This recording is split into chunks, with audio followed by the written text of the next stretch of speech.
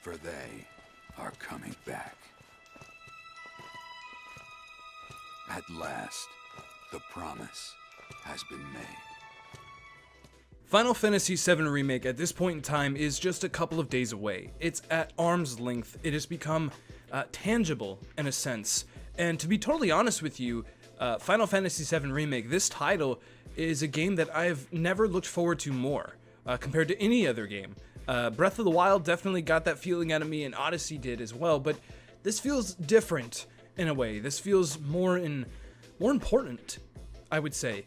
And that's kind of a strange mindset to be in when approaching a launch of a big title, is to have that sort of excitement brewing inside of you. I mean, again, this isn't the first time I've been excited for a game, but there's something else there. And I wouldn't say it's expectations. I don't have these overly high expectations towards the title. I'm not expecting this grand, amazing, best game ever made.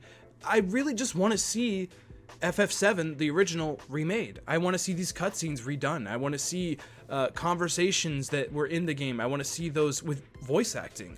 That's been something I've been wanting for years now. Years and years and years. I remember before this game was even revealed at the PlayStation press conference, before it was even revealed there, so many years ago at E3, it was always a title that was sort of rumored. It was always a title that was sort of talked about. And I remember that talk being had as I was a kid. When I was like 12 years old, I remember that talk being had. And I grew up playing the original Final Fantasy VII. I grew up playing it with my older brother. And it was just always a staple in our childhood and in our household. My dad played the game, and it was just such a big deal there. And then when murmurs started about a remake happening or even a sequel, it was right around the time Advent Children released. People started talking about like, oh, are they going to make another game? Or, oh, maybe there's going to be a remake or something like that. And of course, none of that came into fruition, or it's just now coming into fruition. But that talk definitely piqued my interest and got me excited then.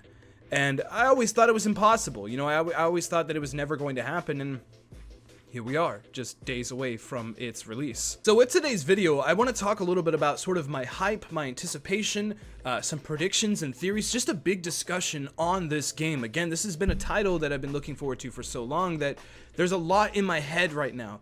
There's a lot going on here, and I kind of need to let it loose. So first things first, I think that this is going to be a really good game. I do believe that, but I have to assume at this point that there's going to be stuff in this game that's going to upset a lot of people.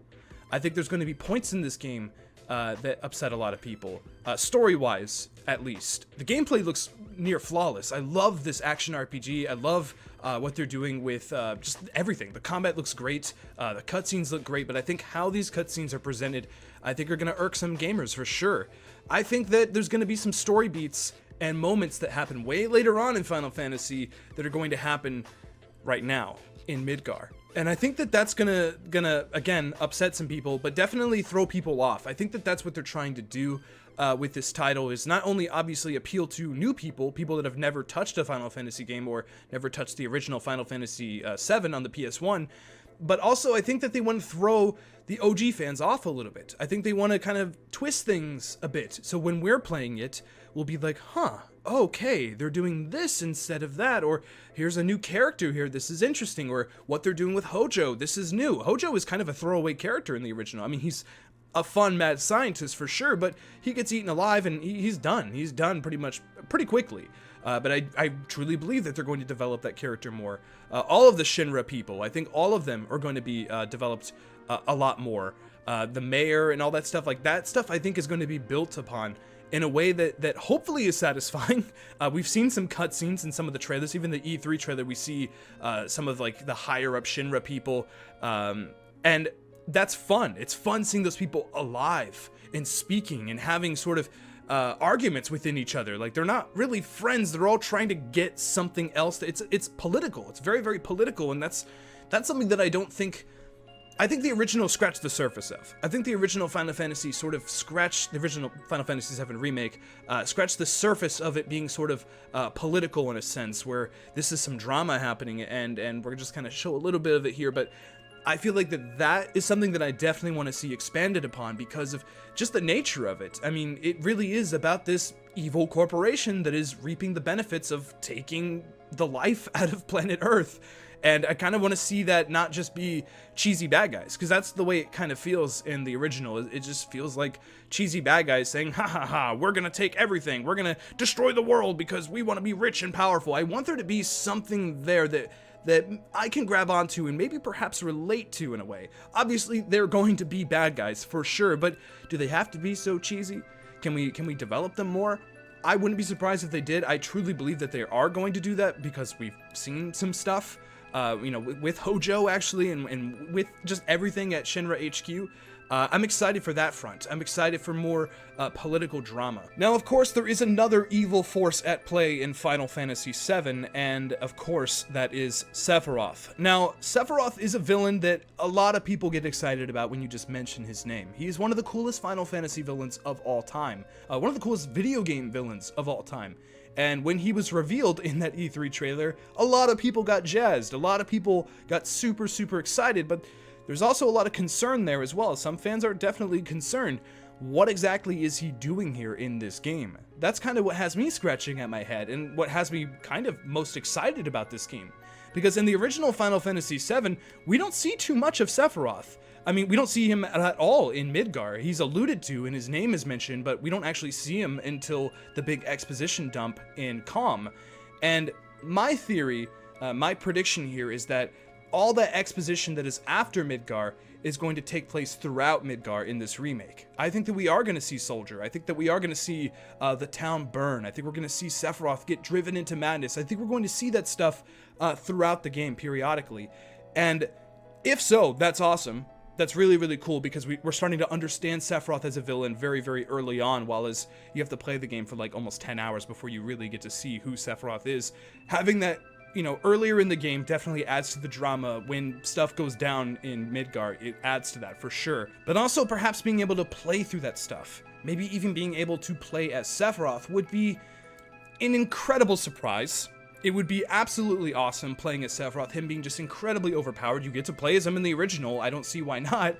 Him being just incredibly OP, taking on this giant dragon, that would be incredible. And seeing just all that stuff well animated, all that stuff well acted, when Sephiroth starts maniacally laughing, like that voice acted, and man, it would blow my mind. It would absolutely blow my mind if we get to see those flashback scenes here. Because I don't think it would work in a remake. Say part 2 of this remake, we go to Calm, and there is this exposition dump. That's how the game is going to begin. Because we know that this game, or at least we think we know, that this game only takes place in Midgar. So if the next game were to take place at the beginning of Calm, it'd be kind of weird just to get this exposition dump thrown at your face as soon as you start the game. So they kind of have to take that and scatter that throughout. Either that, or we are going to Calm in this remake. We are going to see that town, and we are going to get that exposition dump, and we're going to play through it, and it's going to be sort of like an epilogue to the game. That sounds awesome, too. That sounds incredible. That sounds... Leaving Midgar in this game is a thought that I don't think a lot of people have had, because Square Enix has been pretty adamant on the idea of the game just taking place in Midgar, but when has Square Enix been truthful about those kinds of things? I think they're a tease for sure. They know how to tease their audiences and things like that, and I think it's a possibility. I think it's a possibility that we leave Midgar for sure, but if we don't, we kind of have to get all that exposition. We kind of have to get that explanation of Sephiroth in Midgar, and I think that's a better choice. I think it's a better choice story-wise. I know we have to think big if we're going to make a difference, but not like this. I feel trapped. Now, if you've been subscribed on this channel for a little while now, you know that I reacted to the big E3 trailer last year, and I shed tears. I actually shed tears seeing Tifa speak to Cloud at that bar. That was a huge moment for me, because everything was just so realized, and everything just felt real. It felt like a real game, and it hadn't beforehand. And seeing that stuff to me is what's most important. The story stuff between Cloud and Tifa, the flashback stuff they showed a little bit in a previous trailer, that's a really, really big deal. Now, I'll be honest with you, I have not watched any trailers after the trailer with the new Nobuya Uematsu song. I haven't watched anything after that trailer. I don't want to. I feel like they're showing way too much of this game. I'm good. I already bought the game. Why do I need to be sold more on it? I'm good. The game comes out in a couple of days. The launch trailer, I heard it's like 4 minutes long, and there's a lot of spoilers in there, and I'm good. I don't need it. But one thing that definitely excites me going into this game is just all the dialogue. You know, Final Fantasy has always been a very dialogue heavy type of game, and them just developing and building more on it. It's a 40 to 50 hour game, I heard, so obviously there's going to be a lot of new stuff there. Jessie as a character, judging by the original E3 trailer, definitely poses to be more of a force in this game. She is going to be a more important character, and that's awesome. Biggs and Wedge perhaps as well. Like they feel like real people actually, not just weird Avalanche sidekicks. They're actually going to have dialogue, and we see in one of the trailers Jessie hands materia to Cloud. That doesn't happen in the original game, but when you see that, you're like, oh, this kind of works. I kind of dig this. I'm guessing that's after the first bombing run, and she gives you that as you head out for their second bombing run. I don't know, but that's cool. That's really, I love sort of the rearranging of things, and I love making characters feel more important, because if you play the original, yeah, like that kind of stuff is going to happen, and it's going to feel even more meaningful because those characters are fleshed out. And again, as I mentioned at the beginning of this video, seeing Shinra more fleshed out, seeing those characters speak and have arguments amongst each other. When we sneak into that meeting room and we see them all talking at that table, how amazing is that going to be? How amazing is that going to be to see all of them just bickering amongst each other? I love it. I absolutely love it. And of course, all the stuff at Sector 7, all the stuff in oh my goodness, the towns and oh, I cannot wait to see Wall Market in this game. I cannot wait to see that track redone. I cannot wait to see that stuff, hear that stuff. It's just going to be an amazing time for sure. It's going to bring some tears out of me, absolutely. Like, that is going to happen for sure. I will cry while playing this game, and I don't know, I guess it's weird. It's weird calling this my most anticipated game of all time. You know, beating Breath of the Wild, beating Mario Odyssey, beating Cyberpunk 2077, but it isn't a brand new game. I mean, it is an older game being remade. But I think that that's what sort of adds to it. Nostalgia is a very, very powerful emotion. One of the most powerful, in my opinion. I get worked up just thinking about my childhood. I get worked up thinking about old games I played with my brother or my father. That kind of stuff really, really, it makes me feel, for sure. Especially me being without them now. I don't live with them anymore. I don't see them anymore. And that's why this game means so much to me, is because I had those moments with my brother, because I had those moments with my father. We talked about this game for years and years and years. We played it for years and years and years. And that was my first Final Fantasy, and it's always been sort of the benchmark for me. It's always been sort of like, this is the quintessential Final Fantasy. 8, yeah, you're pretty good. It's a good game. 9's great, but I mean, there's always just that game that holds a special place in your heart, and that's sort of what 7 was. That's what 7 was to me. It's probably my favorite game of all time, and it's gonna be a moment for sure. I'm going to stream this game. I will stream my first night playing it. I don't know if I'm gonna stream the entire playthrough, because it is like 40 to 50 hours long, and I don't know if I want to do that. I kind of want to just chill, put some headphones on, and relax and play the game, and not have to worry about, you know, looking at chat or making sure everything's working. But I will definitely stream my first time through this game. And I'm going to upload it to the main channel. I'm actually going to upload it here, not on Fumincho Plays, not my archive stream channel. It's going to be uploaded here, because I think that is important to sort of how much I've hyped it up, you know? Reacting to all those trailers, talking about this game for years now, talking to Phenom Sage, doing discussions and things like that, have been a big part of the channel, and I think this is sort of the culmination of all of that. It feels like the culmination, and it honestly feels sort of like the ultimate Final Fantasy game, because I'm not even talking about the gameplay here. The gameplay looks so fluid, looks so beautiful. The limit system, how that works, how you can stop time and select items and things like that, how you can make it turn-based in a way. That's really cool. I didn't play the demo either. I didn't want to touch the demo because, again, I think the demo launched about a month ago. I'm good. The game comes out in a month. I don't need the demo. You know, I don't need to play it because I already have such high expectations and such I'm already ready. I'm ready for this game. I don't need any more information. I don't need any more gameplay trailers or anything like that. I actually regretted watching the trailer with the original Nobuo Uematsu song, Hope, I believe it's called. Awesome song. I regret watching that. I regret watching that trailer because there's so much there. There's one trailer where we see a character that we've never seen before. He's a member of Soldier, I'm assuming. I don't think Square Enix has spoken too much about it. I don't even think we know his name. He's like riding a motorcycle. Who is that dude? Who is that dude? I don't know. And that's so exciting. I'm like, this is the time where you can do that. You know, if you're going to make a game that's only Midgar, really showcase what Midgar is and who these characters are. Showcase who Barrett is. Make Barrett more important than ever. Make Barrett have very quintessential dialogue. Make Tifa important. Make Aerith important. Make those things, put them on a pedestal, you know, show them off the best way you possibly can, and it looks like they're doing that.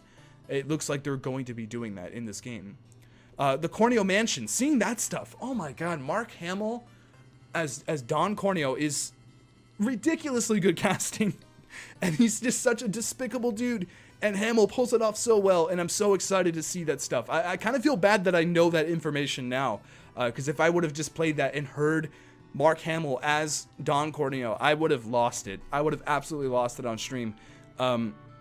Yeah, that's pretty much all I have to say. I really just wanted to talk about this game because, again, I've done these reactions and I've done these discussions about what I want to see in the game, or I want this and that, or, oh, I hope Square Enix shows this off during this E3 trailer. Like, I've always kind of talked about it in a more like professional manner, I guess. I've talked about it in a more like analytical state and not necessarily me just talking from the heart, and that's sort of what I've been doing today. So if you enjoyed this discussion, make sure to hit the subscribe button down there and follow me and watch me play this game. I will upload the archive to my channel, of course, but I'll also be streaming it live day one if you want to see it happen. I'll probably be starting the stream as soon as that game unlocks on my PS4. So if you want to be there, if you're not picking up the game yourself, or if you want to wait on it and you just want to see other people's reactions, definitely check that out.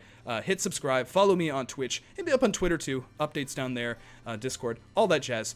Thank you so much for watching. Make sure to comment below. Tell me what Final Fantasy VII Remake means to you. What does this title mean to you? Do you get those same feelings, the fluttery feelings? Do you hear that soundtrack and get goosebumps and start tearing up a little bit? It's one of the only game soundtracks that really get a emotion out of me, for sure.